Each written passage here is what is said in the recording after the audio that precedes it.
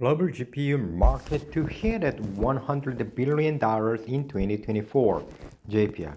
AI GPUs are leading the market. Graphics processing units GPUs are ubiquitous and found in the many of the devices that we interact with on a daily basis.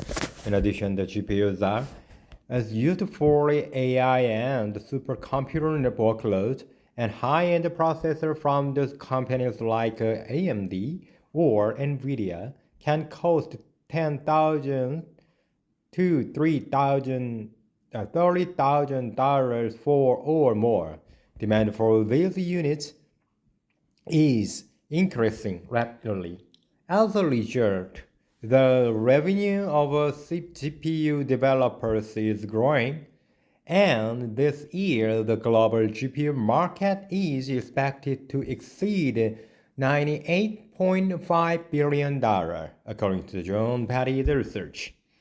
Currently, there are 20 companies and 7 IP vendors developing discrete, integrated, and embedded GPUs, and a JPR report. Most of these graphics processors are entry-level integrated GPUs, and only a few companies develop standalone GPU for gamers, including the best graphic cards. However, most of the revenue is earned from GPUs that are not used for graphics. Sales of AI and HPC GPUs total only several million units per year, but since they are sold for tens of thousands of dollars per unit, they bring in tens of millions of NVIDIA and billions for AMD. In just 2 quarters of each fiscal 2025, NVIDIA earned $42 billion from its AI and HPC GPUs, and for the whole year, sales of each compute GPU could exceed $90 billion. The AMD expects sales of each AI GPUs to exceed $3 billion, so it's hard to estimate the revenues of companies like Byron or MetaX, but without their compute GPU sales come close to those of AMD. Graphic processing units GPUs have becomes ubiquitous and can be found in almost every industry, scientific, commercial, and consumer product made today, said Dr. John Patty, the president of John Patty Research. Some market segments, like AI, have grabbed the headlines because of their rapid growth and high average selling price ASP, but they are low volume compared to other market segments. However, while the market for AI GPUs is low volume compared to other segments, all newcomers to the GPU market, particularly those from China, are focused on data center AI GPUs rather than on GPU for gaming. Of course, these companies face restriction from US government, which does not want China to access leading-edge AI technologies, but apparently they are willing to take the risks as the potential of the AI market is very significant.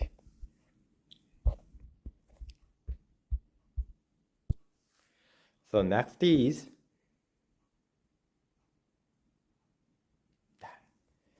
the degree of freedom for innovation.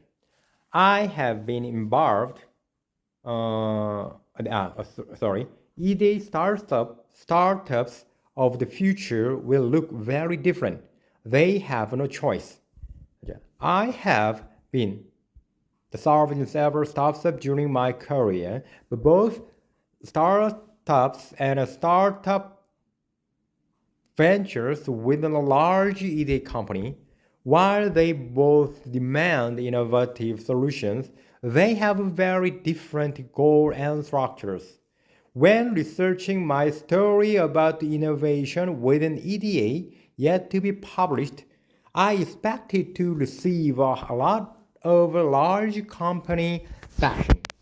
While some pointed to sales strategies that made it difficult for startups to be successful, and other difficulties created by highly conservative design companies, they also were able to look beyond this to other reasons, including systematic failures within the ecosystem that have made it difficult. So one message that come through strongly was that attempting to displace existing solutions was not the way forward. My first startups was a result of my academic experience. I had been sponsored through university by an aerospace company.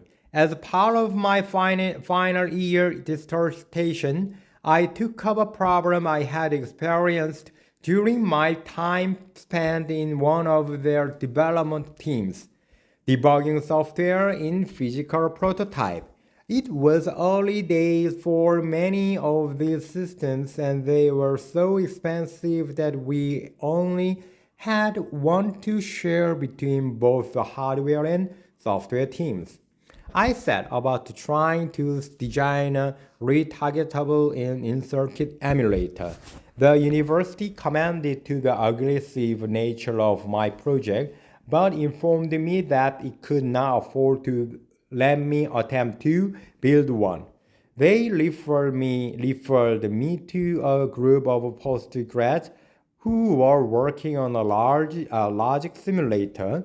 I became their guinea pig and set out to find out if both my design would work. And if the simulator worked, if both of my design worked and if the simulator worked. Both were successful. Soon after graduating, the simulator was spun out of the university and I was asked to join the team. Back then, there were no large EDA companies to compete against, but that still did make it easy. There were many hurdles to overcome to make a sale. Like many successful startups, we had a solution that solved the existing problem, GAN-level simulation, but also invited users to try something new, RTL simulation, even though the term RTL had not been coined. It wasn't long before we were bought by a large company in America, which had its sights on become a major entrant in emerging EDA marketplace. That company didn't make it, limiting any further innovation in products that do not fit in within its long-term corporate goals, which was test.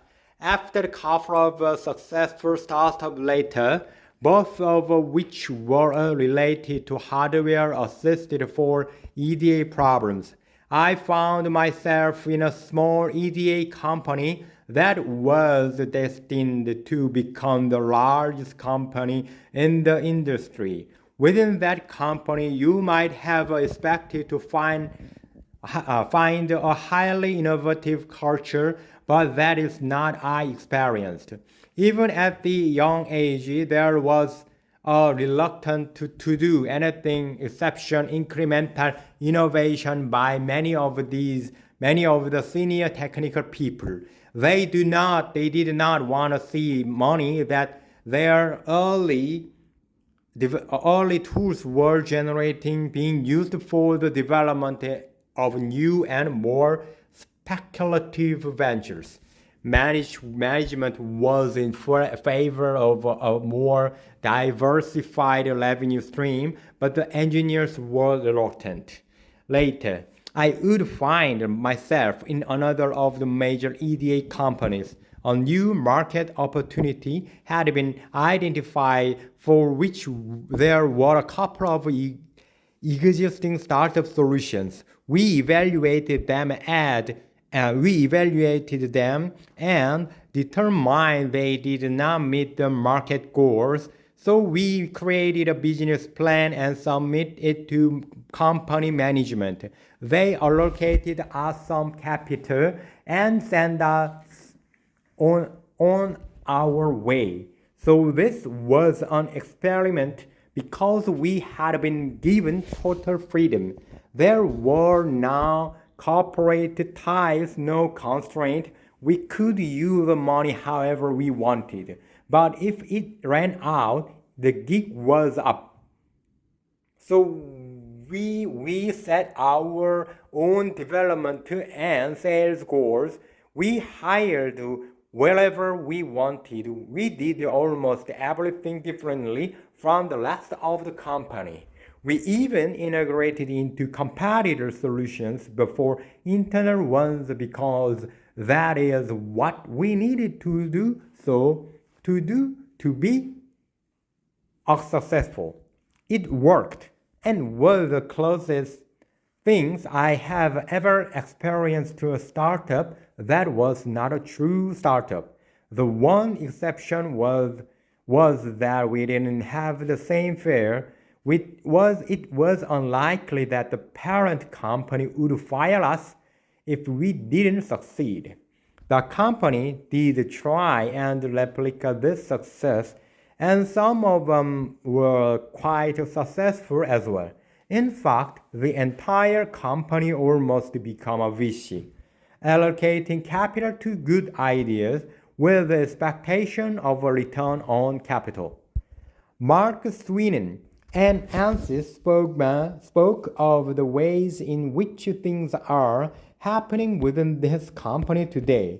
While Ansys is a fairly large company, the EDA portion of it remains quite small. However, that portion has quickly become a very important part of the EDA landscape, and the company needs to be nimble in the development of new tools to retain its competitive advantage. Sweeney talked about the startup within a large company culture, and it reminded me that in charge is opportunity. Ansys has an established sales channel and market knowledge and the capital to take away many of the risks and the difficulties faced by a startup. In addition, the structure of each solution allows external players, be they customers or academics, to extend then modify their solutions. In fact, Ansys is allowing them to participate in the innovation process. As you know, Ed Cadence said, we should not perhaps try and replicate the ways of the past, but look for new ways in which to be successful and new ways to foster innovation and collaboration. Innovation in business structure may be as important as technical innovation. Okay. Next one is Next article is SK Hynix Summit. SK Hynix introduces first 16-high HBM3E, providing samples in early 2025. This report, published November 4th, 2024, was written by the Transport Corporation. The South Korean memory giant SK Hynix Incorporation has introduced the industry first 48GB 16-high HBM3E at SK AI Summit in Seoul, Korea, which is the world's highest number of layers, followed by a 12-high product, according to its press release. According to the SK Hynix CEO Kwak No-jung, although the market for 16-high HBM is expected to open up from the HBM4 generation, the company has been developing a 48GB 16-high HBM3E in a bid to secure technological stability and plans to provide samples to customers early next year, the press release noted. In late September, SK hynix announced that it's begun mass production of the world's first 12-year HBM3E product with 36 GB. On the other hand, SK hynix is expected to apply advanced MRMU process, which enabled the mass production of 12 high products to produce 16 high HBM3E while also developing hybrid beam bonding the technology as a backup, Do Jung explained. According to him, from the 16 high products come with performance improvement of 18% in training, 32% in inference versus 12 high products. Do Jung has the introduction of SK hynix 16 high HBM3E during his keynote speech at SK AI Summit today, titled A New Journey in Next Generation AI Memory Beyond the Hardware to Daily Life. He also shared the company's vision to become a full-stack AI memory provider or a provider with a full lineup of AI memory product in both DRAM and NAND spaces. Through close collaboration with interested parties, the press release notes. In the worth nothing that a firm highlighted its plans to adopt logic process on base die from HBM4 generation through collaboration with a top global logic foundry to provide customers with the best products. A previous press release in April noted that the firm had signed a Memorandum of Understanding MOU with TSMC for collaboration to produce next-gen HBM and enhance the logic and HBM integration through advanced packaging technology. The company plans to proceed with the development of HBM4 or the sixth generation of HBM family, slated to be mass-produced from 2026 through this initiative. The further extended memory giant product roadmap is developing an LPCA MM2 module for PC and data center, one C nanometer-based LPDDR5 and LPDDR6, taking full advantage of its competitiveness in low power and high performance product, according to the press release. The company is ready to PCIe 6th generation SSD, high capacity QLC-based eSSD, and UFS 5.0. As powering AI system requires a sharp increase in capacity of memory installed in servers. It revealed in the press release that it is preparing a CXL fabric that enables high capacity through the connection of various memories, while developing eSSD with the ultra high capacity to allow more data in a smaller space at lower power. It is also developing technology that adds computational functions to memory to overcome a so-called memory wall.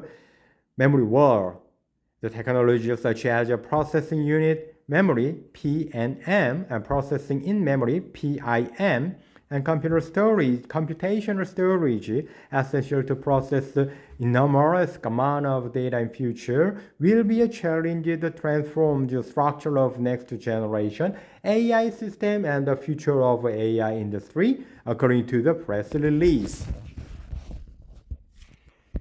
Okay, the next one is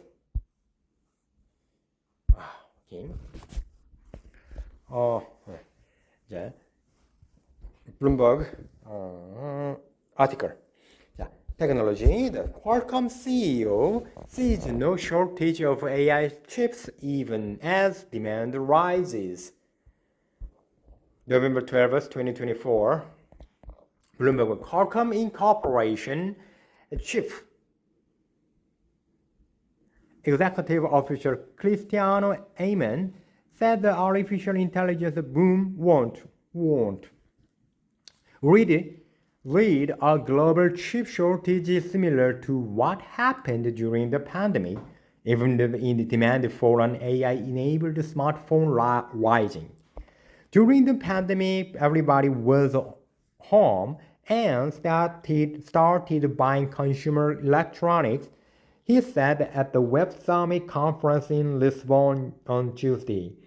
It was good for business, but the supply chain was not able to handle. Since then, he added, a lot of investment has been made to increase the production capacity of chips. Today, demand and supplies are 100% balanced with semiconductors, he said. There's been a boom in state-backed investment into semiconductor production around the world following shortages during the pandemic, as governments have announced the subsidies to promote an essential industry. This week, Japan's Prime Minister Shigeru Ishiba pledged more than $65 billion of fresh water support for the nation's semiconductor and AI sector in an attempt to keep pace with the US, EU, and China. The Qualcomm, the world's biggest seller of smartphone processors, last week gave a bullish sales of forecast for the current quarter. Amen says demand for smartphone processors will continue to grow as users upgrade the more technical advanced phones that offer AI features. Users, when they think buying their phone, they want to buy a better phone, Amen said at a conference at Tuesday. We have seen that consistently that I expect the capabilities of having processing of AI and AI use cases are actually going to continue to accelerate that trend. Okay, next is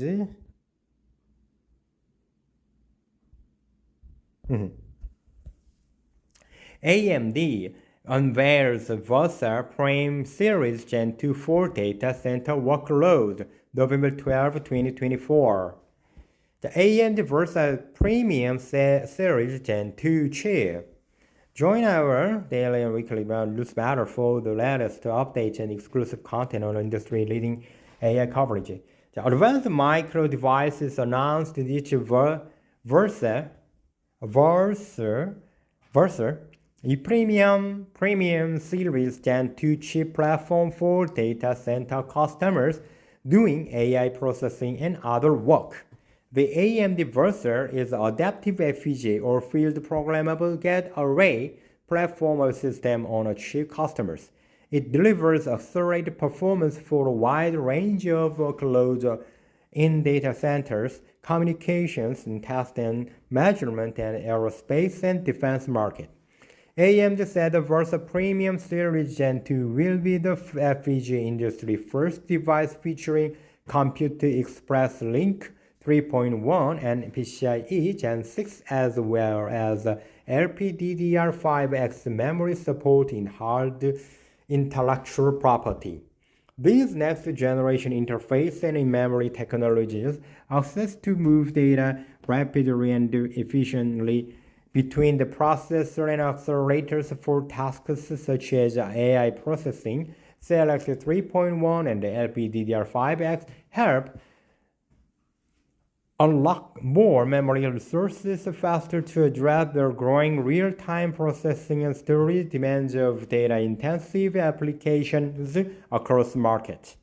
System architects are constantly looking to pack more data into smaller spaces and move data more efficiently between the parts of the system, said the Celery Lodge, SVP of Adaptive Embedded Computing Group at AMD, in a statement. Our latest addition to the Versa Gen 2 portfolio helps customers improve the overall system throughput and utilization of memory resources to achieve the highest performance for their most demanding application from cloud to the edge. Using the open standard integration, AMD said the new processors enable high bandwidth cost CPU to accelerate connectivity. PCIe Gen 6 two times to four times faster line rate compared to competing the FPGA with the PCIe Gen 4 or Gen 5 support, AMD said. And the CLSA 3.1 also offers similar benefits as well as enhanced fabric and coherency. Okay, thank you. Next two article is about the SoftBank. This article is a computer world. Will the CHIPS Act survive a Trump presidency? The CHIPS Act is providing funds and tax breaks for multiple semiconductor makers to build new plants and R&D facilities on U.S. soil, but the President-elect Trump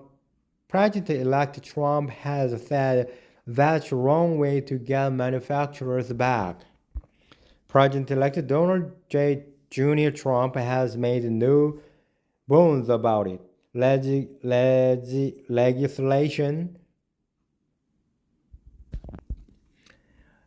Legislations passed under Biden administration could be the chopping block once he entered office on January 20, including the Bipartisan CHIPS and Science Act.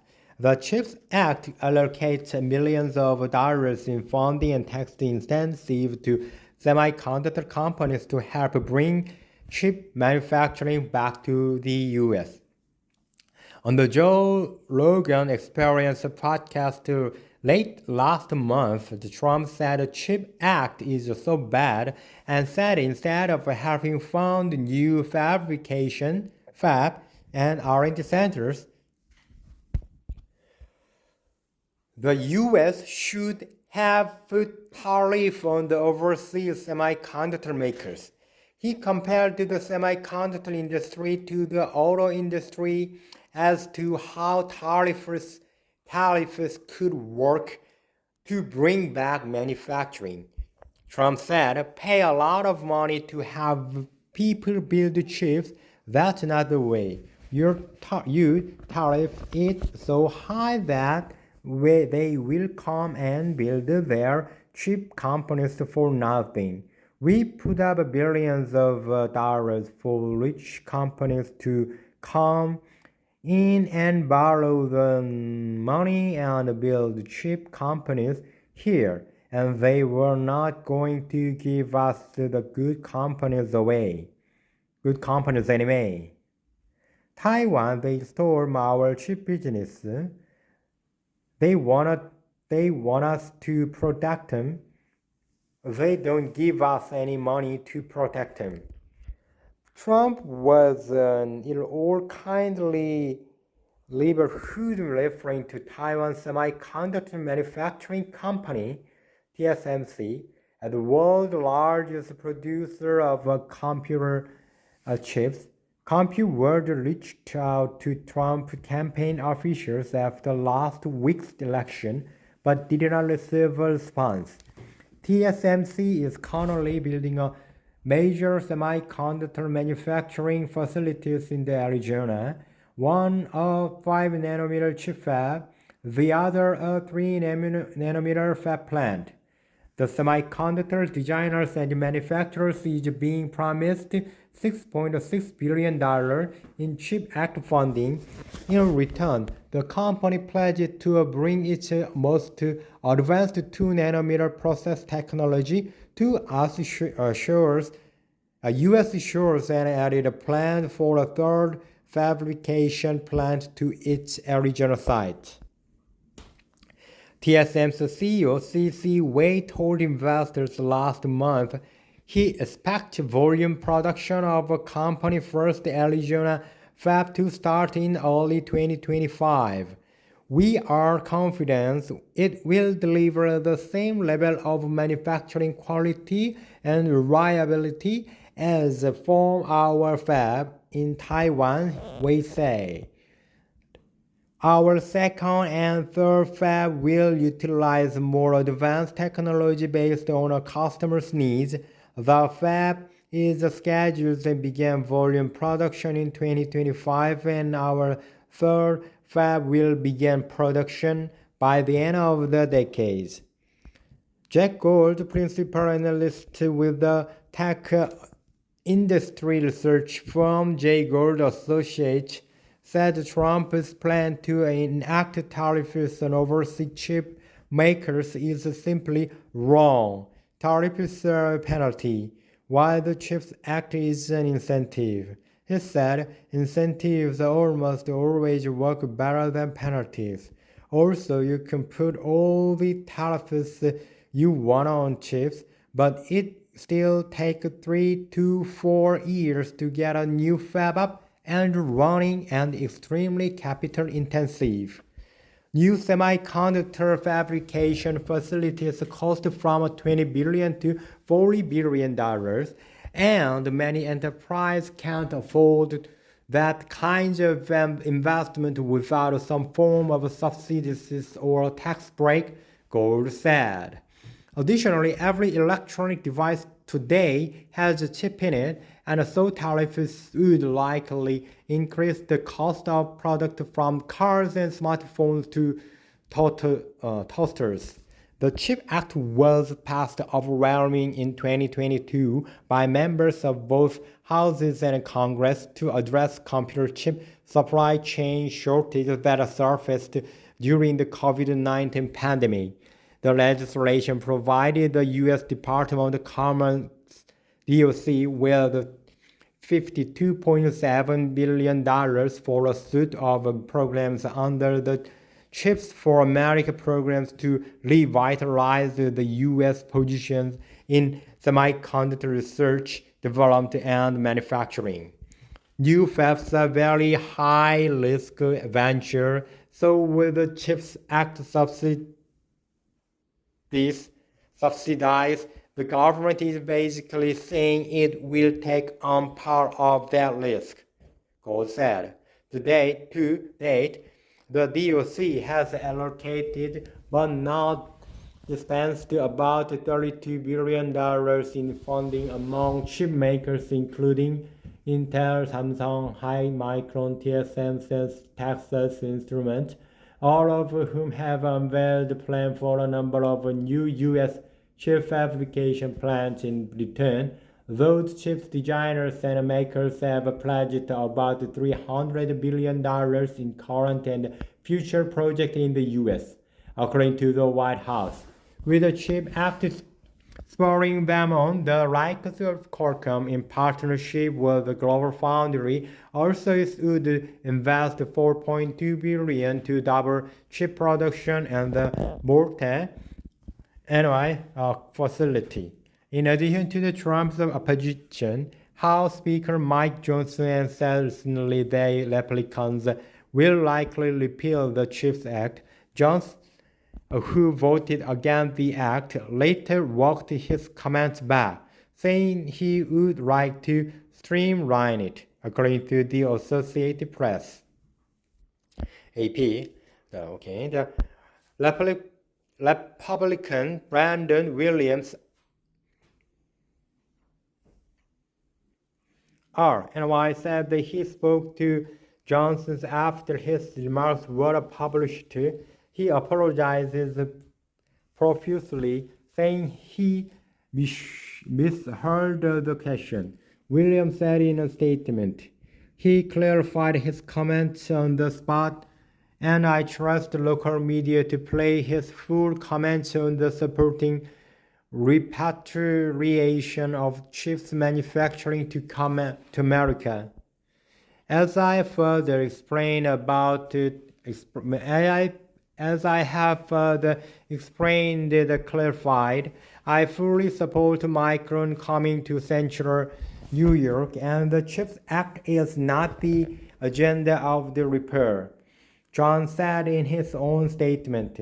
To the contrary, there could be a legislation to further streamline and improve the primary purpose of the bill to eliminate its costly regulations and Green New Deal requirements.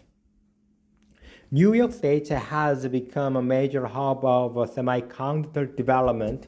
Micron plans to invest $100 billion to build a memory chip fabrication plant in the state that will be the size of 40 football fields and create about 50,000 jobs.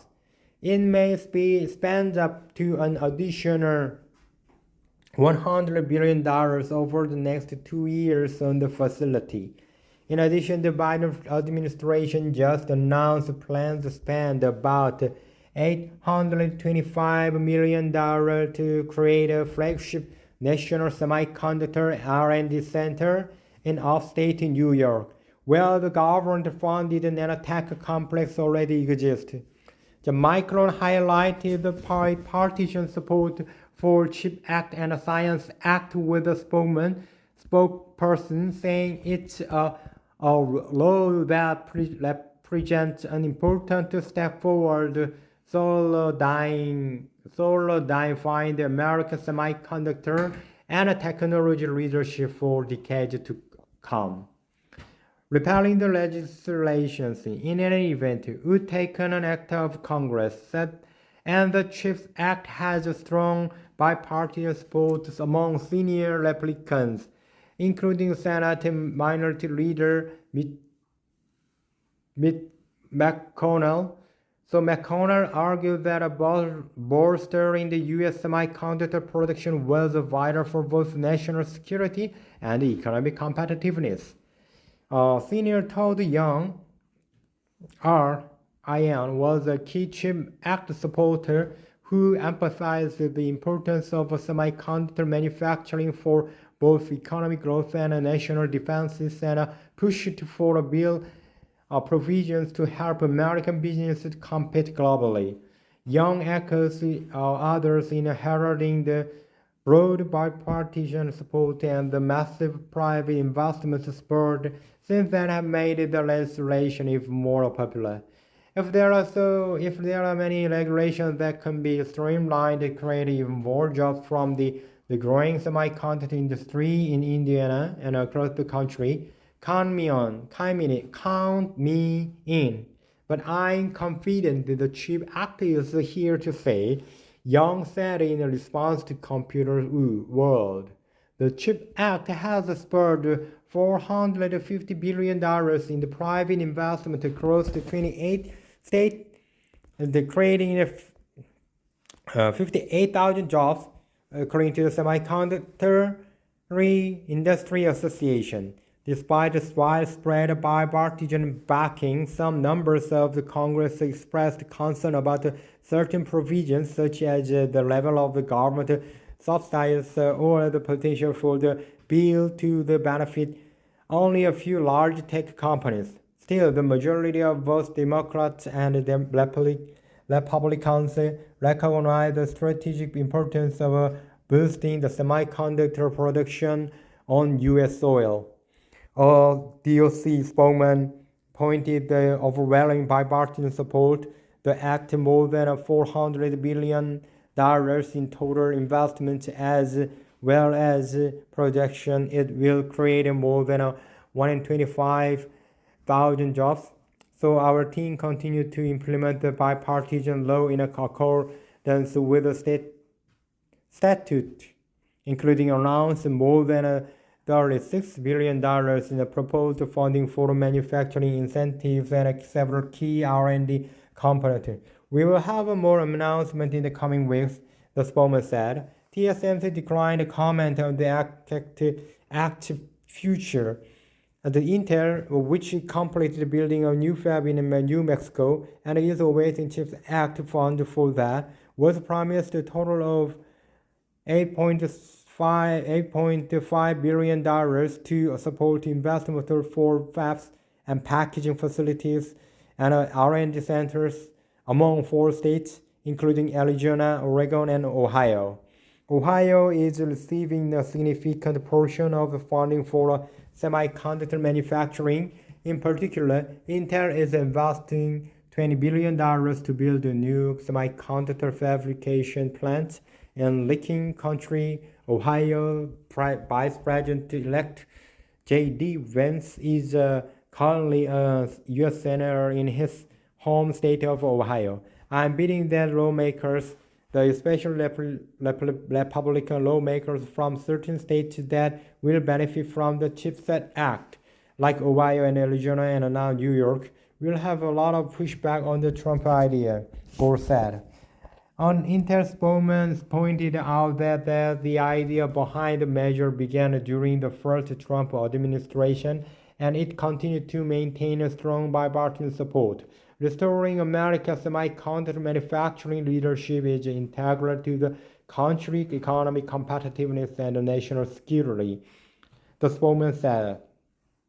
The spokesperson said, as the only American company that designs and manufactures leading-edge chips, and Intel has a critically important role to play, and we look forward to working with the Trump administration on this shared priority. Over the past 30 years, the U.S. share of global semiconductor production has fallen from 37% to just 12%, according to the White House figures. Meanwhile, China's shares of chip manufacturers has grown nearly 50% over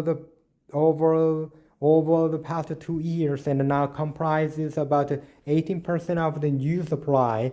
The decline in domestic chip production was exposed by a worldwide supply chain crisis during the COVID-19 pandemic that led to the call for reshoring the manufacturing to the U.S. and ultimately the CHIPS Act. Over the next 3 or 4 years, as a new fabrication, packaging and R&D centers are built on U.S. soil, the cost of production of semiconductors is likely to rise by 10% to 20%, according to the Gold. Additionally, it will cost 10% to 20% more than build chips in the U.S. than the Far East. So it will make more sense to focus on a higher end and not commodity chips for production. Unless Trump's idea for tariffs is to use money to help fund new fabrication plants in the U.S., which is not doing what the president-elect stated. It will be doing the very things the CHIPS Act is already accomplishing, Gore said. Thank you for your time. See you next time.